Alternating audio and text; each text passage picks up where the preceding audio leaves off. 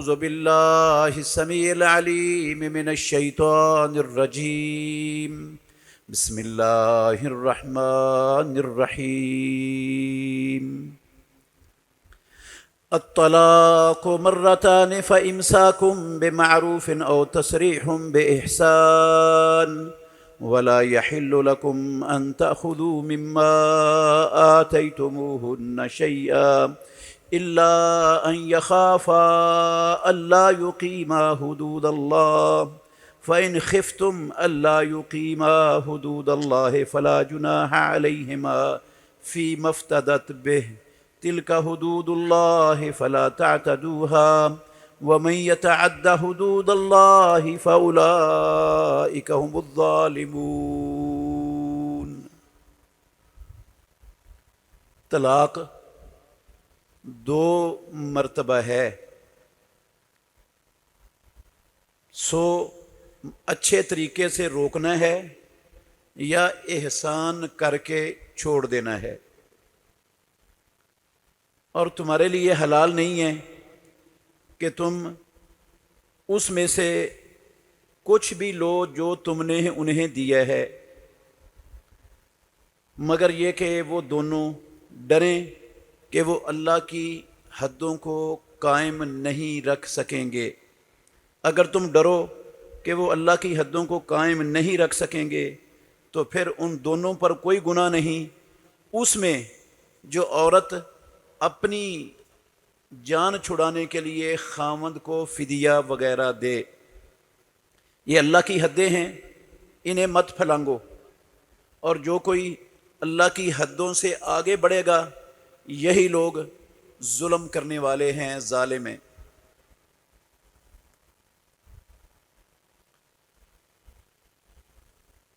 ہر قسم کی حمد و ثنا اللہ ملک العلام اللہ وحدہ لا شریک کی ذات اقدس کے لیے، بے شمار لا تعداد ان گنت درود و سلام خاتم النبیین رحمت للعالمین محمد الرسول اللہ صلی اللہ علیہ وآلہ وسلم کی ذات گرامی کے لیے۔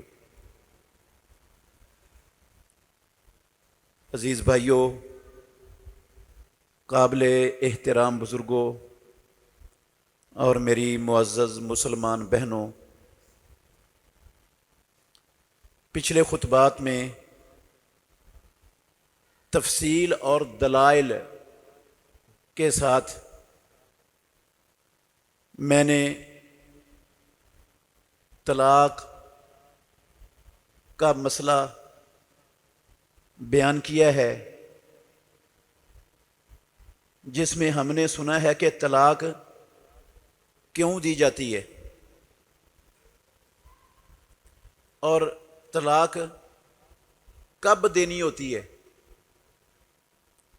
اور طلاق کیسے دی جاتی ہے۔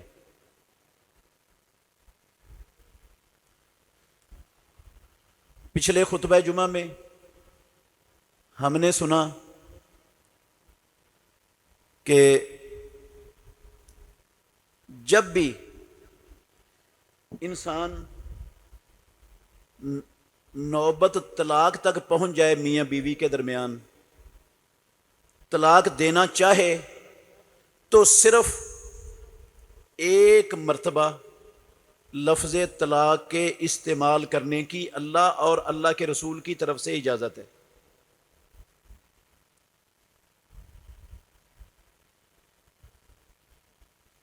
نہ اللہ نے ایک سے زیادہ مرتبہ طلاق کا لفظ لکھنے یا بولنے کی اجازت دی ہے، نہ اللہ کے آخری پیغمبر محمد الرسول اللہ صلی اللہ علیہ وآلہ وسلم نے ایک سے زیادہ مرتبہ طلاق کا لفظ زبان سے ادا کرنے یا تحریر کرنے کی اللہ کے نبی نے بھی اجازت نہیں دی۔ اور میں نے حوالے بھی دیے آپ کو کہ ائمہ اربعہ میں سے کوئی ایک امام، نہ امام ابو حنیفہ رحمۃ اللہ علیہ، نہ امام مالک رحمۃ اللہ علیہ، نہ امام شافعی رحمۃ اللہ علیہ، اور نہ امام احمد بن حنبل رحمۃ اللہ علیہ۔ یہ چاروں آئمہ جن کو امام اربع کہا جاتا ہے، آئمہ اربع، ان میں سے کسی امام نے بھی، اللہ کے گھر میں کھڑا ہوں میں حوالے دے چکا ہوں، کسی ایک امام نے بھی ایک سے زیادہ مرتبہ طلاق کا لفظ زبان سے ادا کرنے یا کاغذ پر تحریر کرنے کی اجازت نہیں دی۔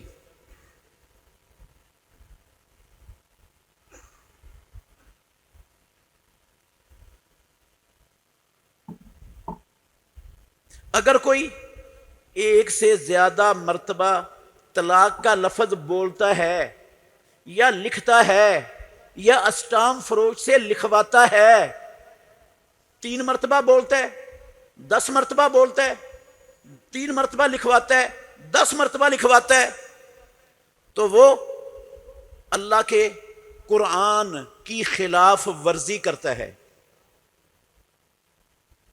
الطلاق و مرتان کی مخالفت کرتا ہے۔ یا ایھا النبی اذا طلقتموہن فطلقوہن لعدتہن، اس کی خلاف ورزی کرتا ہے۔ وہ امام الانبیاء محمد الرسول اللہ صلی اللہ علیہ وسلم کے زمانے میں جو عمل چلتا تھا اس عمل کی 100% خلاف ورزی کرتا ہے۔ وہ اللہ کے دین کا مذاق اڑاتا ہے، وہ قرآن مجید کے ساتھ تماشا، کھیل تماشا کرتا ہے قرآن مجید کے ساتھ۔ یہ ایک سے زیادہ مرتبہ لفظ طلاق بولنے والا انسان، لکھنے والا انسان، وہ اللہ کی مقرر کردہ حدوں کی خلاف ورزی کرتا ہے، رب کی حدوں کو توڑتا ہے۔ اور جو اللہ کی حدوں کو توڑتا ہے، رب کی حدوں کو پھلانگتا ہے، وہ صحیح کام کر رہا ہے۔ اللہ نے حدیں کیوں بنائی ہیں اپنے بندوں کے لیے کہ ان کو توڑا نہ جائے۔ اور میں نے آپ کو آیت کے لفظ سنائے تھے، اللہ نے کہا وَمَن يَتَعَدَّ حُدُودَ اللَّهِ، اور جو کوئی اللہ کی حدوں کو توڑتا ہے، اللہ کی حدوں سے تجاوز کرتا ہے، اللہ کی مقرر کردہ حدوں کو پھلانگتا ہے، یدخلہ نارن، اللہ کی حدوں کو توڑنے والے کو آگ میں داخل کرے گا، خالدن فیہا، وہ آگ میں ہمیشہ رہنے والا ہوگا، وَلَهُ عذاب مہین، اس کے لیے رسوا کرنے والا عذاب ہوگا۔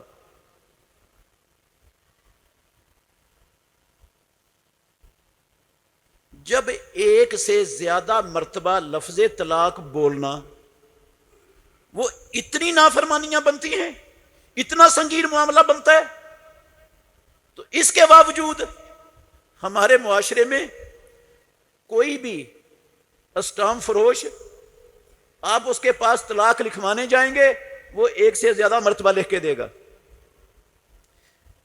جس کو غصہ چڑھے گا الا ماشاءاللہ کوئی ایک آدھ ہوگا 100 میں سے جس کو ایک مرتبہ لفظ طلاق بولنے کی توفیق کی، وہ طلاق کی گردان ہی پڑ دے گا بیوی کے سامنے، پوری گردان پڑے گا۔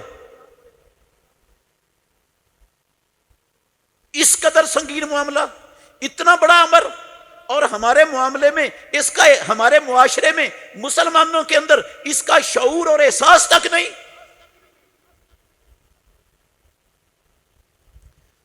اور پھر اگر وہ 3 مرتبہ لفظ طلاق لکھ دیتا ہے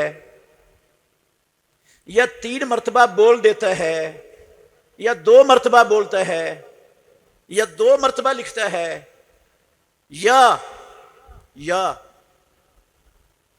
جس طرح ہماری یونین کونسلوں میں چلتا ہے کہ طلاق کا نوٹس لکھا اور ایک نوٹس بھجوا دیا، اگلے مہینے یونین کونسل کی طرف سے دوسرا نوٹس بھجوا دیا، اس سے اگلے مہینے یونین کونسل کی طرف سے تیسرا نوٹس بھجوا دیا، ایک مرتبہ میں 3 مرتبہ لفظ طلاق بولنا یا لکھنا، یہ مہینے بعد نوٹس بھیجتے رہنا، بیچ میں رجوع نہیں ہوا، سلو نہیں ہوئی، اور بھیجا جا رہا ہے ہر مہینے۔ میں دلائل کے ساتھ پورے دلائل کے ساتھ تفصیل کے ساتھ ثابت وضاحت کر چکا ہوں کہ یہ اللہ کے دین میں، اسلام میں جو اللہ نے دین محمد الرسول اللہ صلی اللہ علیہ وسلم پر اتارا، آپ صلی اللہ علیہ وسلم کی زندگی میں جس کو پروردگار نے مکمل کر دیا، اس دین میں یہ ایک طلاق شمار ہوتی ہے۔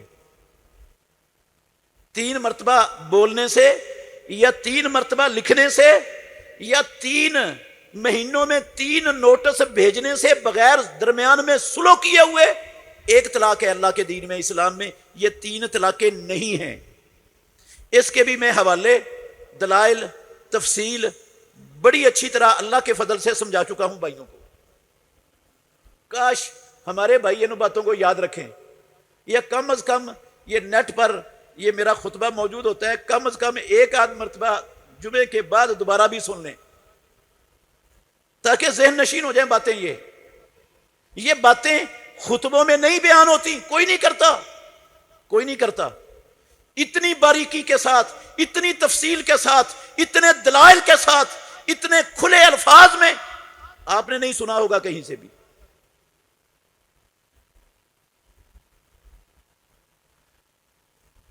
لیکن ہم تو پتہ نہیں یہ جمعے کا خطبہ کیسے سنتے ہیں، بعد میں کیا سننا ہے کسی نے۔ اکثر لوگ، ان کا لیے جمعے کا خطبہ سننا بھی بوجھ بنا ہوتا ہے۔ وہ آتا ہی اس وقت ہے جب خطبے کا وقت ختم ہو رہا ہوتا ہے، نماز کھڑی ہونے کا ٹائم ہو رہا ہوتا ہے۔ اکثر لوگ ایسے آتے ہیں، ان کے لیے خطبہ سننا بوجھ ہے جس کے سننے کا رب نے حکم دیا ہے، جس کا سننا مسلمانوں پر فرض ہے، جس خطبے کے شروع ہونے کے بعد کاروبار تجارت حرام ہو جاتی ہے مسلمان کے لیے، نوکری ملازمت حرام ہو جاتی ہے۔ جو کماتا ہے امام کے منبر پر آنے کے بعد فیکٹری میں، کارخانے میں، منڈی میں، مارکیٹ میں، بازار میں، محلے میں، وہ حرام کھاتا ہے، حرام کھلاتا ہے اپنی اولاد کو، کیونکہ اللہ نے منع کیا ہے۔ رب نے کہا یا ایھا الذین آمنوا اذا نودی للصلاۃ من یوم الجمعۃ فاسعوا الی ذکر اللہ۔ او ایمان والو، او اللہ کے بندو، او کلمہ پڑھنے والو، جب نودی للصلاۃ من یوم الجمعہ، جمعے والے دن جمعے کے لیے اذان کہہ دی جائے۔ ابھی اذان کہی ہے عبد الخالق بھائی نے، ہر جمعے کہتے ہیں۔ یہ اذان جو منبر پر، امام کے منبر پر آنے کے بعد پڑھی جاتی ہے، جب یہ اذان کہی جائے فَاسْعَوْا إِلَىٰ ذِكْرِ اللَّهِ، تو اللہ کا ذکر سننے کے لیے، اللہ اور اس کے رسول کی باتیں سننے کے لیے، کتاب و سنت کی نصیحتیں سننے کے لیے فَاسْعَوْا، چلے آؤ۔ وَذَرُوا الْبَيْعَ، حکم ہے اللہ کا، کاروبار چھوڑ دو، تجارت چھوڑ دو، لین دین چھوڑ دو، ملازمتیں، نوکریاں، سب کچھ ختم کر دو۔ وَذَرُوا الْبَيْعَ ذَلِكُمْ خَيْرٌ لَكُمْ، یہ جو رب تمہیں کہہ رہا ہے کہ کاروبار چھوڑ دو، یہ تمہارے لیے برا نہیں ہے۔ وہ تمہارے کاروبار میں نقصان نہیں کروانا چاہتا، وہ تمہارے کاروباروں کا جو ہے نا برا نہیں سوچتا۔ خیر لکم، آسمانوں والا رب قرآن کی اس آیت میں اس حکم کے بعد گارنٹی دے رہا ہے، رب یہ کاروبار چھوڑ دینا، سب کچھ چھوڑ چھاڑ کے جمعے کا خطبہ سننے کے لیے آنا، یہ تمہارے لیے بہتر ہے، یہ بہتر ہے۔ اگر تم جانتے ہو تو یہ تمہارے لیے بہتر ہے۔ تو خطبہ سننے کا حکم ہے اللہ کا قرآن مجید میں۔ خطبہ شروع ہو جائے، ملازمتیں، نوکریاں، کاروبار، دکانداری، ملازمت، مزدوری، ہر شے حرام ہو جاتی ہے مسلمان پر۔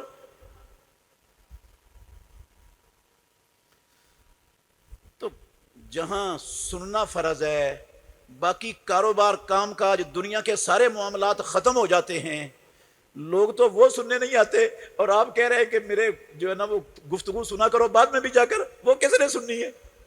اس کی کیا ضرورت ہے؟ بھئی نہیں ضرورت تو ٹھیک ہے، نہ صحیح، میرے کہنے سے فرض تو نہیں ہوگا، لیکن کل قیامت والے دن رب کے سامنے کھڑے ہوں گے نا، پھر پتہ چلے گا۔ کہ رب کے حکموں کو ماننے میں جو کوتاہی کی ہم نے، اس کا نتیجہ کیا نکل رہا ہے؟ ابھی نہیں سمجھ آئے گی بات، ابھی دین کا مذاق اڑانے سے لوگ باز نہیں آئیں گے میرے ایک دو چار خطبوں سے۔ اللہ کی حدوں کو پھلانگنے کا عمل کبھی نہیں چھوڑیں گے یہ دو چار خطبے سن کر، یہ قرآن اور حدیث کی مخالفت نہیں ترک کریں گے کبھی، ائمہ اربعہ کا طریقہ نہیں اپنائیں گے کبھی بھی۔ لیکن کل قیامت والے دن سارا کچھ کھل کے سامنے آ جائے گا، پھر یاد آئے گا کاش بات تو ہمیں سمجھ آئی تھی، ہمیں کسی نے سمجھایا تھا، لیکن ہم نے اس کو اہمیت نہیں دی اپنی زندگیوں میں۔ کاش ہم اہمیت دیتے، آج یہ صورتحال کا سامنا ہمیں نہ کرنا پڑتا۔ لیکن اس وقت کا پچھتایا ہوا میرے محترم بھائیوں کام نہیں آتا ہے۔ تو میں یہ بتا چکا ہوں کہ اگر کوئی ایک سے زیادہ مرتبہ طلاق کا لفظ بولتا ہے یا لکھتا ہے یا بغیر رجوع کے 3 نوٹس بھیجتا ہے مہینے بعد، اسلام کے اندر ایک طلاق ہے، وہ 3 نہیں ہے، ایک کاؤنٹ ہوتی ہے اللہ کے نبی کی زندگی میں۔ اس کے لیے میں نے قرآن کی آیتوں کا مطلب بھی سمجھایا آپ کو، جن قرآن کی آیتوں سے ثابت ہوتا ہے کہ وہ ایک طلاق ہے، 2 نہیں ہے۔ یہی والی آیت پڑھی تھی، اس آیت کا مطلب سمجھایا تھا، یہ 229 نمبر آیت ہے سورہ بقرہ کی، الطلاق مرتان فامساک بمعروف اور تسریح باحسان۔ پچھلے خطبے میں آپ سن کر دیکھ لیں کس طرح میں نے اس آیت سے یہ سمجھایا تھا کہ ایک مجلس میں ایک وقت میں ایک سے زیادہ طلاقیں کوئی دیتا ہے تو وہ ایک کاؤنٹ ہوتی ہے، 3 نہیں ہوتی۔ اور صحیح مسلم شریف سے میں نے ایک حدیث سنائی آپ کو عبداللہ بن عباس رضی اللہ عنہما سے، اور ایک حدیث رکانہ بن عبد یزید رضی اللہ عنہ کے واقعہ کی سنائی مسند امام احمد سے، ساری تفصیل سمجھائی ہے۔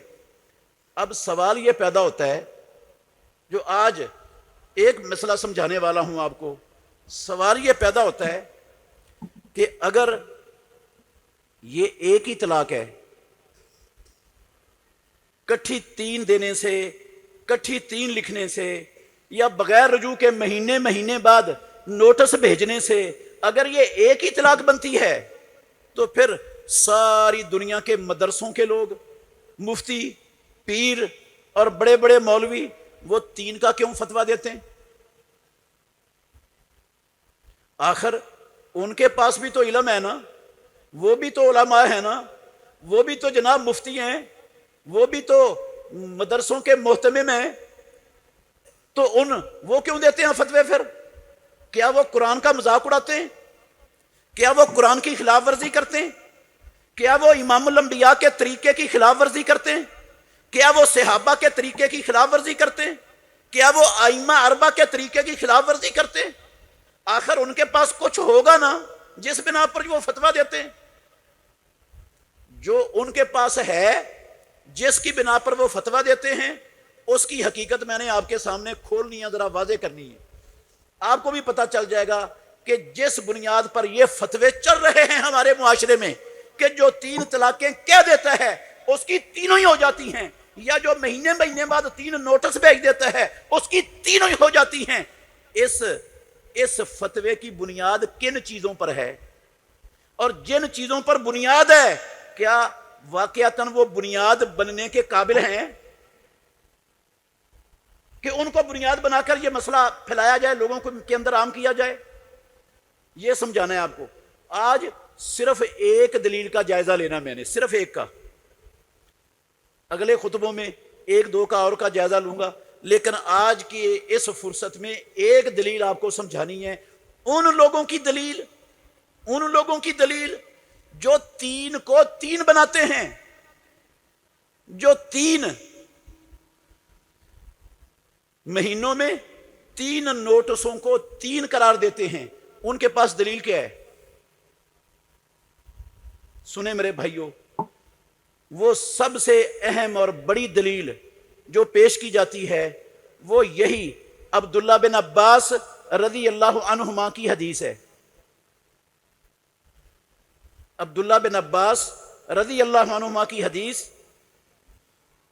کتاب الطلاق صحیح مسلم میں، باب طلاق ثلاث، حدیث نمبر 3673۔ حدیث کیا ہے دوبارہ سن لیں تاکہ اچھی طرح بات سمجھ آ سکے۔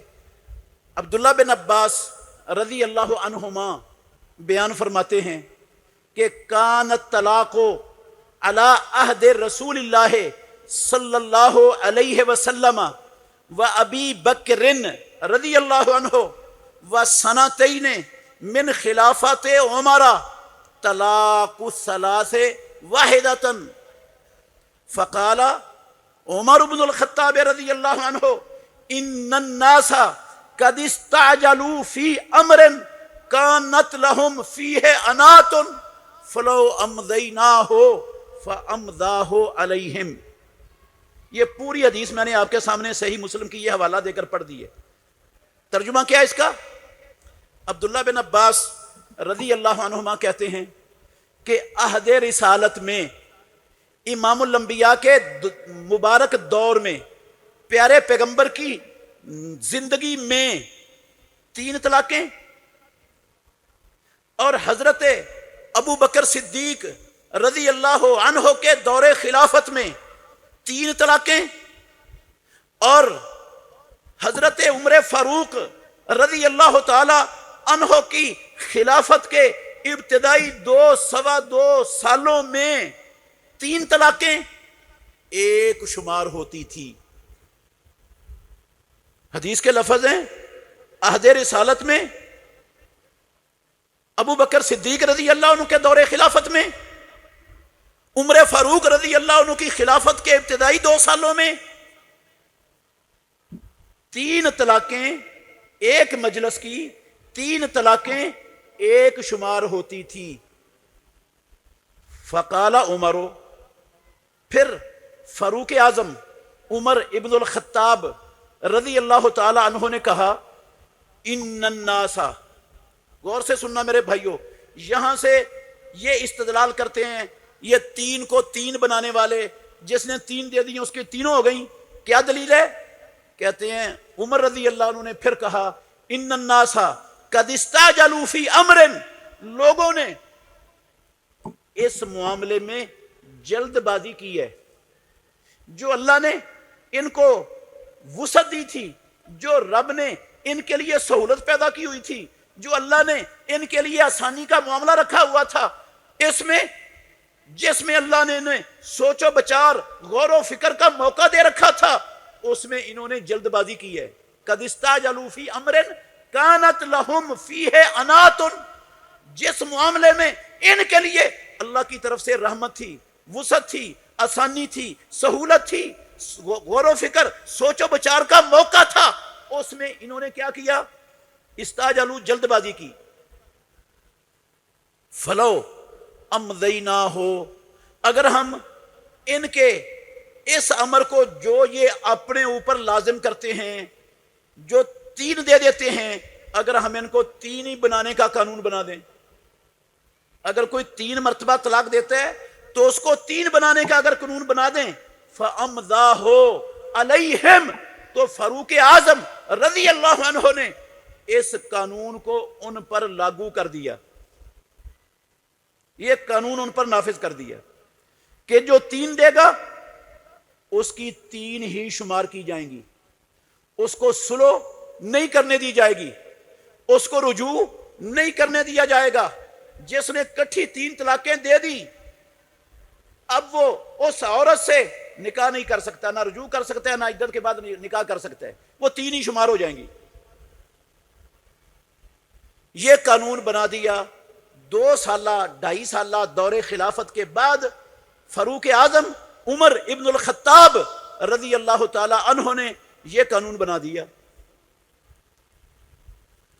تو یہاں سے یہ لوگ استدلال کرتے ہیں کہ دیکھو حضرت عمر رضی اللہ عنہ نے یہ قانون بنایا اور سارے صحابہ اس پر خاموش رہے، تو صحابہ کا ہو گیا اجماع، صحابہ کا اجماع ہو گیا۔ تو جس چیز پر اجماع ہو جائے اور محمد الرسول اللہ کی امت غلط مسئلے پر اجماع کر ہی نہیں سکتی، لہذا یہ غلط مسئلہ نہیں ہے، یہ اجماع ہو گیا ہے۔ اس اجماع کی وجہ سے اب جو 3 طلاقیں دے گا اس کی تینوں ہو جائیں گی، اب اس کو سلو کی، رجوع کی یا دوبارہ نئے سرے سے اس عورت کے ساتھ نکاح کی گنجائش نہیں ہوگی۔ صحابہ نے سب نے مان لیا فاروق اعظم کا یہ قانون، اتفاق اجماع ہو گیا، اور اجماع حجت اور دلیل ہوتی ہے۔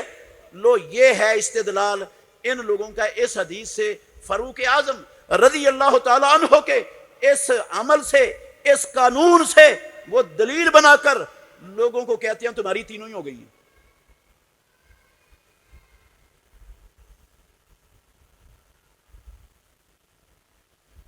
اب اس کی کیا حیثیت ہے، اسی کا میں نے انشاءاللہ جائزہ لینا ہے۔ امید ہے انشاءاللہ میں اس کا خلاصہ سمجھا دوں گا اس مختصر وقت میں۔ میرے بھائیوں بہت توجہ سے آپ غور کریں کہ فاروق اعظم عمر ابن الخطاب رضی اللہ تعالی عنہ نے یہ قانون کیوں بنایا، کیوں نافذ کیا، اس کی ضرورت کیا پڑی تھی؟ کیا فاروق اعظم نے اللہ کے نبی کی زندگی میں جو دین تھا اس کو بدلا تھا؟ کیا وہ دین کو بدلنے کے مجاز تھے؟ ان کے پاس دین کو تبدیل کرنے کا اختیار تھا؟ کیوں بدلا فاروق اعظم نے؟ دین بدلا یا کیا ہوا؟ سنو میرے بھائیوں، ایک وجہ جو اسی حدیث کے اندر بیان ہوئی ہے، انہی الفاظ میں بیان ہوئی ہے، جو لفظ میں نے آپ کے سامنے پڑھے ہیں اس پر غور کریں۔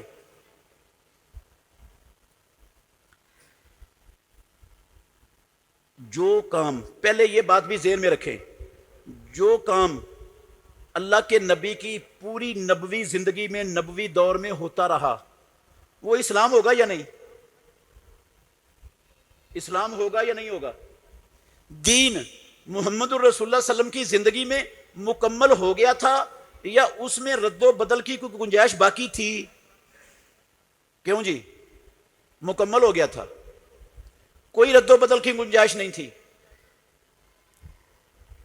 اللہ نے صاف اعلان کر دیا تھا لا یبدل القول لدی، جو دین بنا دیا یہ دین اب کبھی قیامت کی دیواروں تک تبدیل نہیں ہوگا، اس کو کوئی تبدیل کرنے والا نہیں آئے گا دنیا میں، یہی پکا دین ہے، اب اس میں تبدیلی کا دروازہ بند ہمیشہ کے لیے۔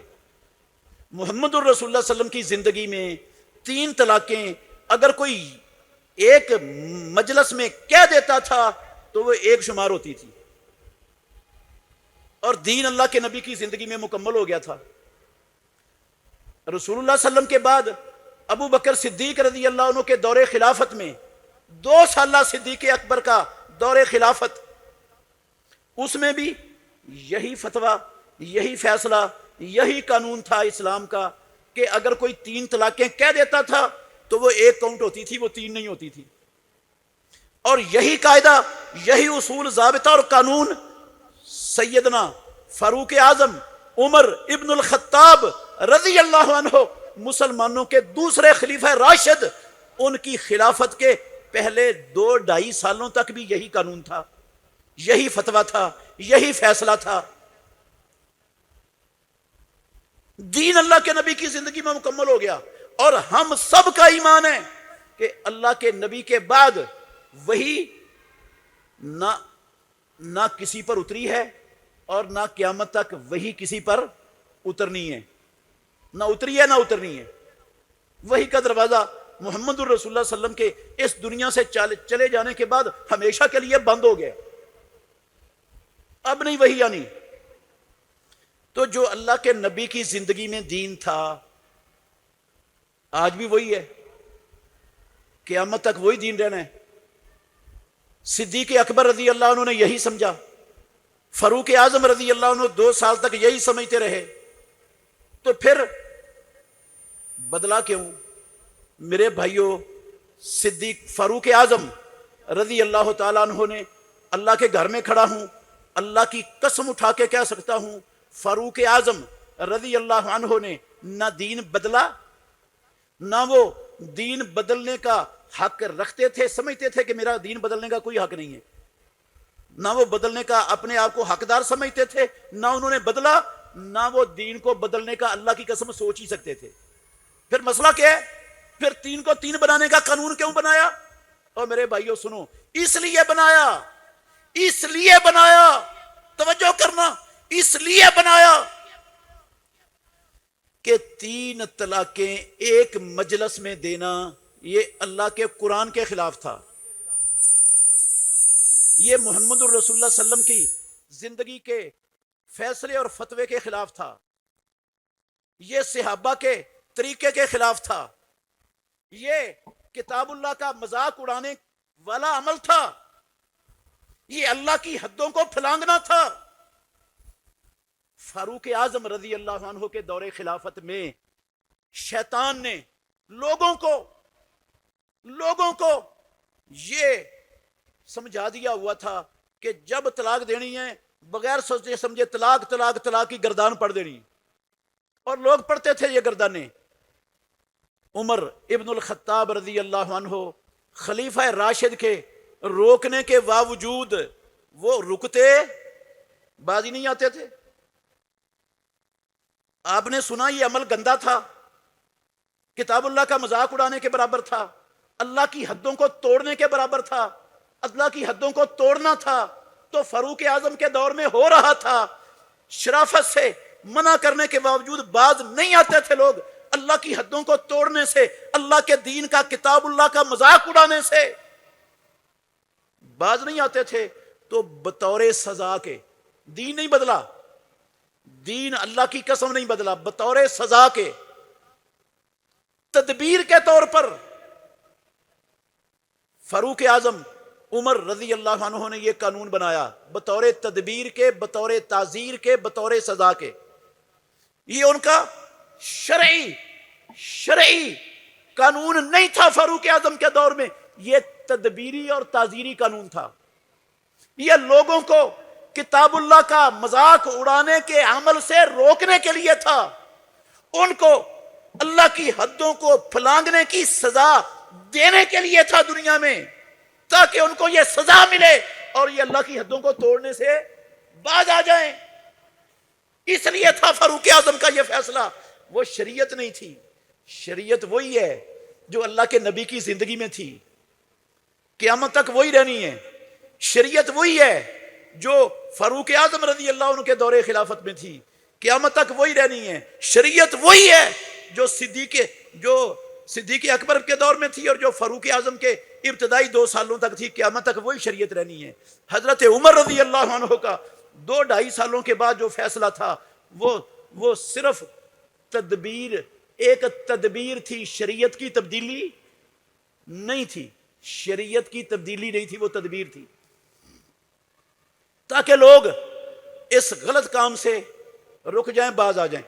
یہاں ایک بات ذہن میں رکھیں، شاید کسی کے ذہن میں آ رہا ہو کہ اچھا صحابہ بھی دین کا مذاق اڑانے والا عمل کر سکتے ہیں؟ ہاں، وہ بھی قرآن کی خلاف ورزی کا ارتکاب کر سکتے ہیں؟ آپ کیسی بات کر رہے ہیں ممبر پر کھڑے ہو کر کہ لوگ عمر کے زمانے میں یہ کرتے تھے؟ عمر کے زمانے میں تو صحابہ تھے، اور اکیلے صحابہ نہیں تھے میرے بھائیوں، تابعین بھی تھے.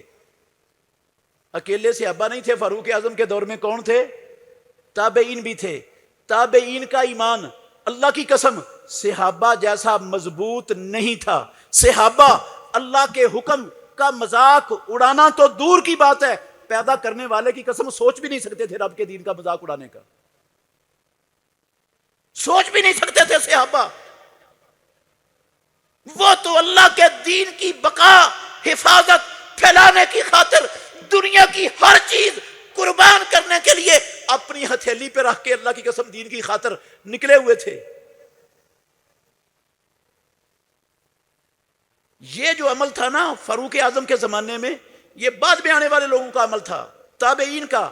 اور تابعین کے دور میں گمراہیاں پھیلنی شروع ہو چکی تھیں، گمراہ فرقے وجود میں آ چکے تھے تابعین کے دور میں، گمراہ لوگ پیدا ہو گئے تھے تابعین کے دور میں،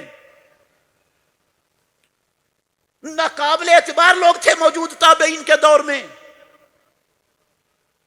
صحابہ کے دور کا کوئی صحابی ایسا نہیں تھا جو عادل نہیں تھا، لیکن تابعین کے دور میں بہت سارے لوگ تھے جو ضعیف راوی تھے. جن کی بات نہیں مانی جاتی تھی. صحابہ میں کوئی ایسا صحابی نہیں تھا جو قدری عقیدے کا حامل ہو، جو معتزلہ کے عقیدے کا حامل ہو، جو مرجئہ کے عقیدے کا حامل ہو، جو کرامیہ کے عقیدے کا حامل ہو. سارے صحابہ اللہ اور اللہ کے رسول کے فرمان کے مطابق عقیدہ رکھنے والے تھے. ایک صحابی کا عقیدہ خراب نہیں تھا. تابعین کے دور میں اللہ کی قسم بے شمار تابعین تھے. کوئی قدری بن گئے، کوئی مرجئہ بن گئے، کوئی جہمی بن گئے، کوئی معتزلی بن گئے، کوئی خارجی بن گئے. صحابہ میں کوئی نہیں تھا ایسا بندہ. تو یہ کام صحابہ کا نہیں تھا، یہ کام کن کا تھا؟ صحابہ کے بعد والے لوگوں کا. ان کو دین کی وہ سمجھ اور شعور نہیں تھا جو صحابہ کو اللہ نے عطا کیا تھا. تو یہ صحابہ نے ایسا نہیں کیا. صحابہ کے علاوہ جو دوسرے لوگ تھے فاروق اعظم کے دور خلافت میں، ان کے اندر یہ فضا، یہ بیماری عام ہو گئی تھی.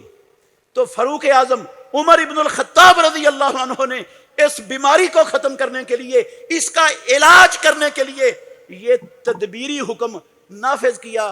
تدبیری حکم کا فیصلہ کیا کہ ان جو 3 کہے گا اس کو 3 بنا دیں گے تاکہ یہ لوگ اس گندے کام سے رک جائیں.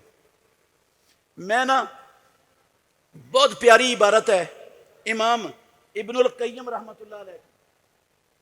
امام ابن القیم نے جو اس کی توجیہ کی ہے میں وہ ابن القیم کے الفاظ آپ کو سنانا چاہتا ہوں. بڑے بڑے پیارے الفاظ ہیں.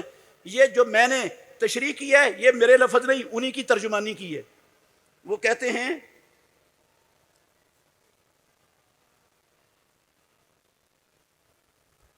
ان اللہ، یہ لفظ ہے امام ابن القیم رحمۃ اللہ علیہ کے.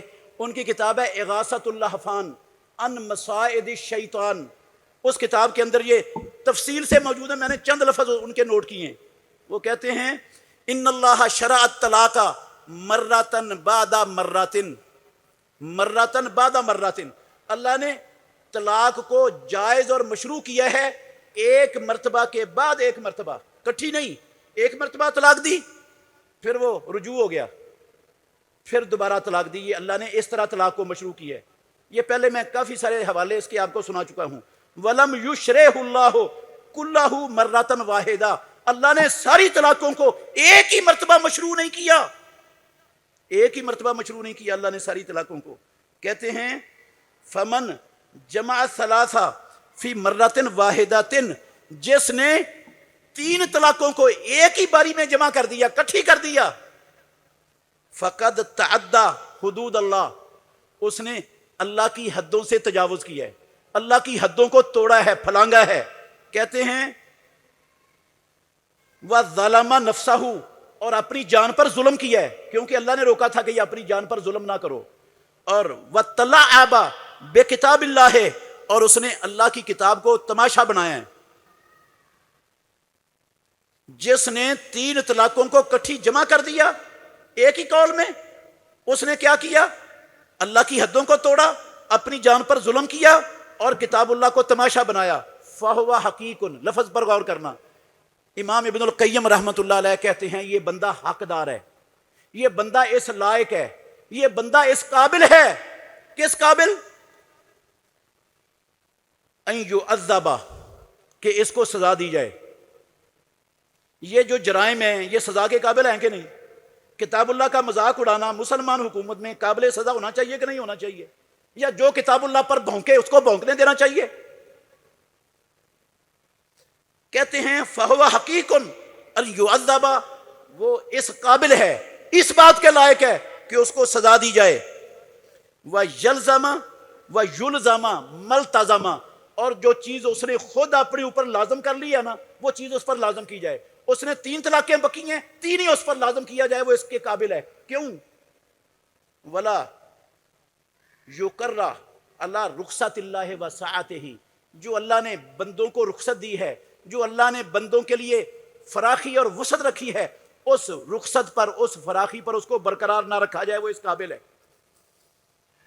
اللہ نے تو رخصت دی تھی، اس نے اس رخصت کو توڑا، روندا، اب یہ اس قابل ہے کہ اللہ کی رخصت کا فائدہ اس کو نہیں ملنا چاہیے، یہ اس قابل نہیں ہے.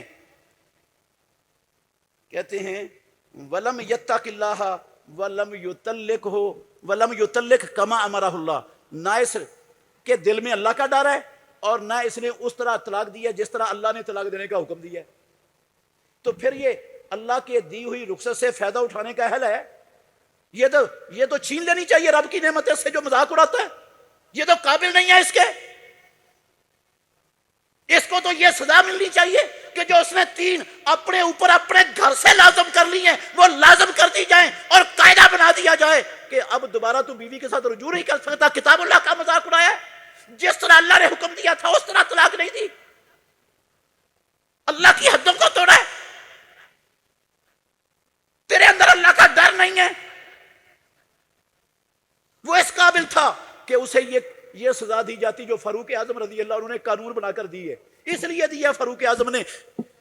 یہ تھا مسئلہ، وہ شریعت تبدیل کرنے والے نہیں تھے، نہ وہ شریعت تبدیل کرنے کا اپنے آپ کو حقدار سمجھتے تھے، نہ انہوں نے کی ہے۔ اچھا کہتے ہیں تو یہ جب صحابہ نے یہ مصلحت اور یہ حکمت دیکھی نا، فاروق اعظم رضی اللہ تعالیٰ عنہ نے جس مصلحت اور جس حکمت کے تحت یہ قانون بنایا تھا، سارا صحابہ رضوان اللہ علیہم اجمعین کے سامنے تھا، اس لیے صحابہ فاروق اعظم کے اس قانون کے خلاف ان کے مقابلے میں کوئی نہیں کھڑا ہوا، خاموش ہو گئے کہ یہ واقعات اس قابل ہیں لوگ جو اللہ کی حدوں کا، اللہ کے دین کا، اللہ کی کتاب کا مذاق اڑاتے ہیں، جن کے دل میں اللہ کا ڈر نہیں ہے، جو رب نے ان پر لازم نہیں کیا وہ خود اپنے اوپر لازم کرتے ہیں، وہ اس قابل ہیں کہ اللہ نے جو فسحت وسعت، جو سہولت آسانی رب نے جو دی ہے وہ ان سے چھین لی جائے، اس سے ان کو فائدہ نہ اٹھانے دیا جائے۔ اس لیے فاروق اعظم عمر ابن الخطاب رضی اللہ تعالیٰ عنہ نے یہ قانون بنا دیا تھا کہ اس کی 3 کو 3 ہی بنائیں گے اور اس کی 3 ہم 1 نہیں مانیں گے۔ یہ تھی وجہ فاروق اعظم رضی اللہ عنہ کے بطور سزا کے، بطور تدبیر کے یہ قانون نافذ کرنے کی، انہوں نے شریعت نہیں بدلی ہے۔ اچھا پھر کہتے ہیں فاروق اعظم رضی اللہ تعالیٰ عنہ کہ اس قانون کو نافذ کرنے کے بعد صحابہ کا اجماع ہو گیا، تو جب اجماع ہو گیا تو اجماع تو دلیل ہے۔ میرے بھائیو غور کرنا، 2 باتیں کروں گا، ٹائم بہت کم رہ گیا ہے۔ پہلی بات یہ ہے، میں اللہ کے گھر میں کھڑا ہوں، 1 نہیں 10 حوالے میرے پاس موجود ہیں، صحابہ کا اجماع نہیں تھا اس پر۔ بہت سے صحابہ فاروق اعظم عمر بن الخطاب رضی اللہ عنہ کے دور میں اللہ کی قسم اس قانون کے خلاف فتویٰ دیتے تھے، صحابہ موجود تھے، ان کے نام موجود ہیں۔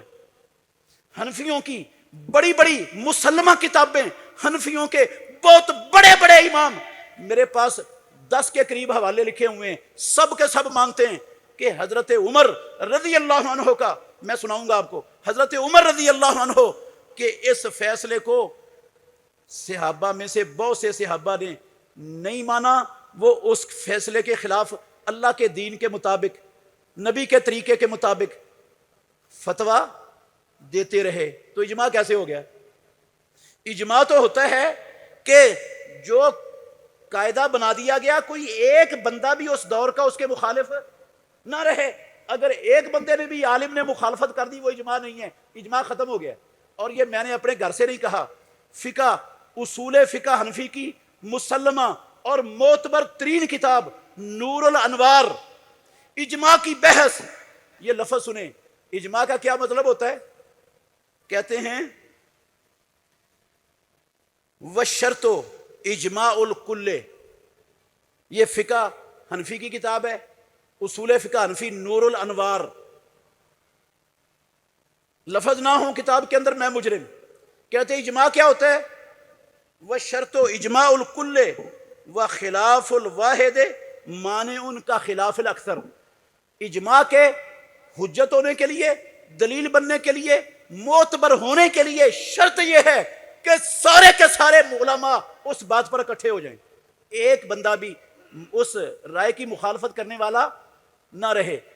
اگر ایک بندہ مخالفت کرتا ہے، 99 بندے 100 میں سے وہ موافقت کرتے ہیں، تو کہتے ہیں ایک بندے کی مخالفت کرنا ایسا ہی ہے جیسے 70-80 بندوں کی کیا کرنا ہے؟ مخالفت کرنا ہے، وہ اجماع نہیں ہے۔ اگر ایک قاعدے کی 70-80 بندے مخالفت کریں وہ اجماع نہیں، حنفی کہتے ہیں ایک بندہ بھی 99 بندوں کی مخالفت کر دے وہ بھی اجماع نہیں، اس اجماع کا اعتبار نہیں، وہ اجماع قابل حجت نہیں، وہ اجماع نہیں مانا جائے گا، اس اجماع کی کوئی قدر و قیمت نہیں۔ یار کم از کم میری باتیں نہ مانو، اپنی کتابیں تو مان لو۔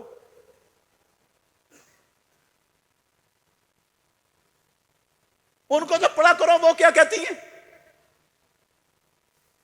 خام خواہ لوگوں کو گدی گڑے میں ڈالا ہوا ہے، سب کو بدکاری کے اڈے کھلوائے ہوئے ہیں، بدکاریاں کرواتے ہیں، اللہ سے ڈر نہیں مولویوں کو۔ 3 طلاقیں دے دیتا ہے، کہتے ہیں حلالہ کرواؤ، اور حلالہ کرانے کے لیے ہمارے مدرسے میں حلالہ سینٹر بھی کھلا ہے، سنڈے بھی موجود ہیں، چھوڑ جاؤ ایک رات کے لیے اپنی بیوی کو، سنڈے موجود ہیں، پیسے بھی دے جاؤ، دیسی گھی بھی دے جاؤ، اور صبح آ کے لے جانا۔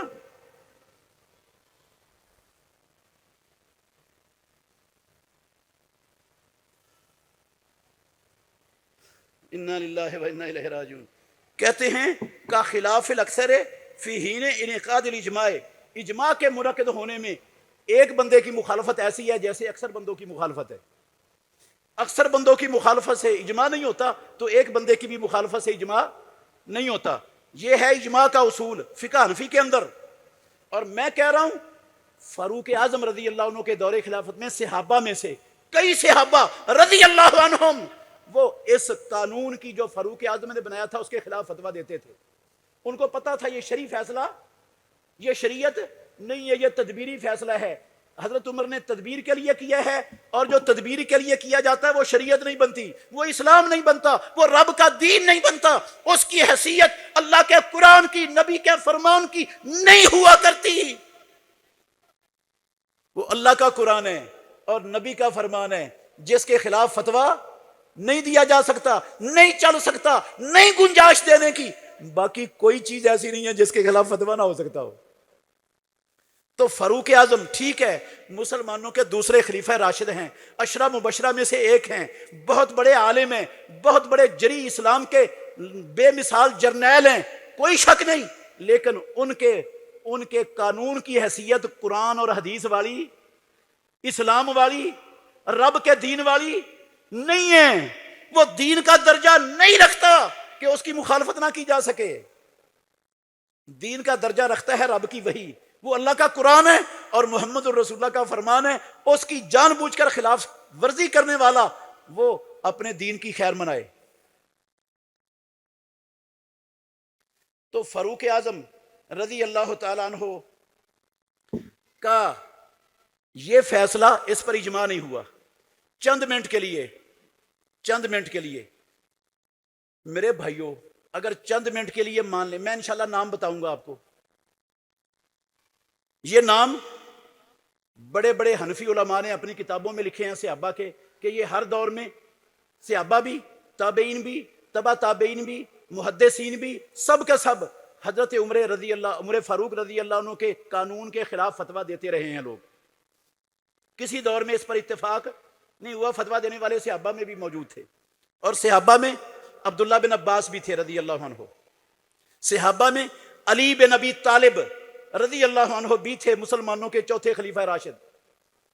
بڑے بڑے جلیل القدر صحابہ تھے جو فتویٰ دیتے تھے اس بات پر، حضرت عمر رضی اللہ عنہ کے دور خلافت میں بھی، بعد میں بھی، کہ ایک وقت کی، ایک مجلس کی 3 طلاقیں ایک کاؤنٹ ہوتی ہے، 3 نہیں ہوتی۔ وہ تعزیری فیصلہ ہے، وہ شریعت نہیں ہے، اور تعزیری فیصلے کے خلاف فتویٰ ہو سکتا ہے، شریعت کے خلاف فتویٰ نہیں ہو سکتا۔ کون سے صحابہ تھے، کتنے لوگ تھے، تابعین میں کون کون سے تھے، نام میں آپ کو بتاؤں گا، لیکن ایک بات پہلے سمجھ لیں میرے بھائیوں، محمد الرسول اللہ صلی اللہ علیہ وسلم کی زندگی میں، آپ کے عہد مبارک میں، ایک بندہ، اللہ کے گھر میں کھڑا ہوں، پیدا کرنے والے کی قسم اٹھا کے کہتا ہوں، ایک بندہ ایسا نہیں تھا، بہت توجہ، ایک بندہ ایسا نہیں تھا جو 3 طلاقوں کو 3 ماننے کا قائل ہو، فائل ہو، فتویٰ دیتا ہو۔ اللہ کے نبی کی زندگی میں ایک بندہ ایسا، سب کے سب 3 کو کیا سمجھتے تھے، ایک، تو یہ اجماع تھا کہ نہیں، یہ اجماع ہے کہ نہیں؟ اچھا، پھر ابو بکر صدیق رضی اللہ عنہ کے دور خلافت میں امام الانبیاء کے بعد پیدا کرنے والے کی قسم ہے، ایک بندہ نہیں تھا، اللہ کے گھر میں کھڑا ہو کے قسم اٹھا کے کہہ رہا ہوں، ایک بندہ نہیں تھا جو تین کو تین ہونے کا فتویٰ دیتا ہو، ایک بندہ نہیں تھا۔ ابو بکر صدیق رضی اللہ عنہ کے دور میں بھی اجماع تھا کہ نہیں؟ کس بات پر اجماع تھا؟ کہ اگر کوئی کٹھی ایک مجلس کی 3 طلاقیں دیتا ہے تو وہ 3 نہیں ہوتی، وہ کتنی ہوتی ہیں؟ ایک۔ پھر فاروق اعظم رضی اللہ تعالیٰ عنہ کے دور خلافت میں 2 سالہ 2.5 سالہ دور خلافت تک اللہ کی قسم ہے رب کی زمین پر ایک بندہ بھی نہیں تھا، ایک بندہ نہیں تھا رب کی زمین پر جو 3 کے 3 ہونے کا فتویٰ دیتا ہو یا قائل فائل ہو۔ ایک بندہ اس رائے کے مخالف رائے رکھنے والا نہیں تھا دنیا۔ اجماع ہو گیا کہ نہیں؟ کوئی مائی کا لال آئے تاریخ اور حدیث کے ذخیرے میں مجھے ایک صحابی کا نام بتائے کہ اس صحابی کا فتویٰ عہد رسالت میں، عہد صدیق اکبر رضی اللہ عنہ میں، فاروق اعظم کے ابتدائی 2 سالوں تک جو فتویٰ تھا کسی ایک صحابی کا، وہ 3 طلاقوں کو 3 ہی بنانے کا تھا۔ ایک کا نام بتا دو، اللہ کی قسم منہ مانگا انعام دوں گا، اللہ کے گھر میں کھڑا ہو کے ممبر پر کھڑا ہو کے اعلان کر لو۔ ماں نے کوئی مولوی ایسا نہیں جنا مجھے ایک صحابی کا نام لا کے بتا دے، نہیں ملے گا کہیں بھی۔ یہ ہے اجماع، اس کو کہتے ہیں۔ خود فاروق اعظم، سن لو، خود فاروق اعظم، سنن سعید بن منصور حدیث کی کتاب ہے، اس میں بھی لکھا ہوا ہے، شرح معانی الاثار امام طحاوی حنفی ان کی حدیث کی کتاب ہے، اللہ کی قسم اس طحاوی شرح معانی الاثار فقہ، یہ طحاوی حنفی کی کتاب ہے، اس میں بھی لکھا ہوا ہے۔ فتح الباری حافظ بن حجر رحمۃ اللہ علیہ کی صحیح بخاری کی شرح، اس میں بھی لکھا ہوا ہے کہ فاروق اعظم رضی اللہ عنہ اگر کوئی بندہ 3 طلاقیں دیتا تھا اس کی پیٹھ پر کوڑے برساتے تھے۔ ایک مجلس میں 3 دیتا تھا اس کو کوڑے مارتے تھے فاروق اعظم رضی اللہ عنہ، اتنے سخت تھے۔ ان کو بھی پتا تھا دین یہ ہے، یہ جو کر رہا ہے نا 3 طلاقیں بک رہا ہے، یہ مذاق اڑا رہا ہے، حدیں پھلانگ رہا ہے، ظلم کر رہا ہے، وہ اس لیے کوڑے مارتے تھے فاروق اعظم رضی اللہ عنہ اس کی پیٹھ پر۔ وہ بھی 3 کو 3 نہیں سمجھتے تھے، وہ 3 دینے کو غلط سمجھتے تھے، کوڑے لگاتے تھے۔ کیوں لگاتے تھے کوڑے؟ اس سے پتا چلا کہ فاروق اعظم بھی دین اور اسلام کس کو سمجھتے تھے؟ کوئی 3 بک دیتا ہے تو وہ 1 کاؤنٹ ہوتی ہے، وہ 3 نہیں ہوتی۔ تو پھر فاروق اعظم نے یہ جو قانون بنایا وہ شریعت نہیں بدلی، وہ دین نہیں بدلا، وہ دین میں ترمیم نہیں کی فاروق اعظم نے، وہ تدبیری فیصلہ کیا ہے، ایک غلط کام سے روکنے کے لیے تعزیری سزا کے طور پر فیصلہ کیا ہے، اور اس سزا کی وجہ، وہ سزا کے مستحق کیوں ہیں وہ میں نے آپ کو بتائی ہے۔ اللہ تعالی ہمیں سمجھنے کی، عمل کرنے کی توفیق عطا فرمائے۔ اجماع نہیں ہے، کون کون سے صحابہ مخالف تھے، کس کس نے کہا ہے، کہاں کہاں لکھا ہوا ہے، انشاءاللہ اگلے خطبہ جمعہ میں یہ بھی بتاؤں گا۔ اور جو دوسری بڑی دلیل ہے ان لوگوں کے پاس جو 3 کو 3 بنانے کا فتویٰ دیتے ہیں وہ کون سی ہے، اس کی حقیقت بھی انشاءاللہ آپ کے سامنے کھولوں گا۔ اللہ مجھے اور آپ کو سمجھنے کی، عمل کرنے کی توفیق عطا فرمائے۔ آخر دعوانا ان الحمدللہ رب العالمین۔